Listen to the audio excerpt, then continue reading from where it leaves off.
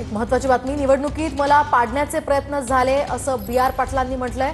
माझ्या मतदारसंघात मतं कमी झाली असाही दावा बी आर पाटलांनी केलाय। एकीकडे राहुल गांधींनी या पार्श्वभूमीवर काही पुरावे दाखवले आणि काही आरोप केले। त्यानंतर कर्नाटकच्या आळंदीचे आमदार बी आर पाटलांनी ही प्रतिक्रिया दिली आहे।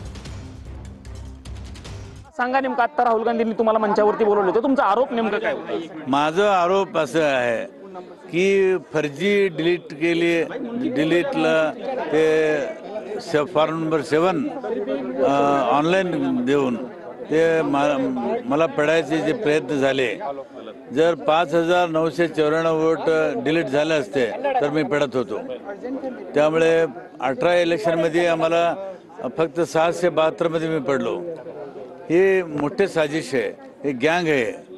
ते 772 मतांनी जे तुम्ही पडलात ते मत डिलीट झाली म्हणूनच पडलात असं म्हणू शकत नाही मी। आता ह्या इलेक्शनमध्ये कुठल्याही परिस्थितीमध्ये मला पडायचे त्यांनी साजिश केली होती। ते नंतर मला कळल्यानंतर हे मी पण तुम्ही आरोप झाल्याच्या नंतर तक्रारी कोणाकडे केल्या आणि त्याचे काही पुरावे? मी पहिल्यांदा आळंदच्या DYSPला केलो, नंतर ॲडिशनल SP ला इन्क्वायरी दिली, त्याला पण सहकार मिळालं नाही। नंतर ते इलेक्शन कमिशनकडे गेल्यानंतर पुन्हा ते शिवडीला दिले, शिवडी सुद्धा ते हुडकून काढले नाही, त्यांना कोऑपरेशन मिळालं नाही इलेक्शन कमिशनकडून। अच्छा, पण आता जे राहुल गांधींनी सांगितलं की ज्ञानेश कुमारांनी उत्तर दिले पाहिजे, अपेक्षा आहे तुम्हाला ते उत्तर देतील? हां, खरं। आता this is a constitutional body, only Gyanesh Kumar has to reply.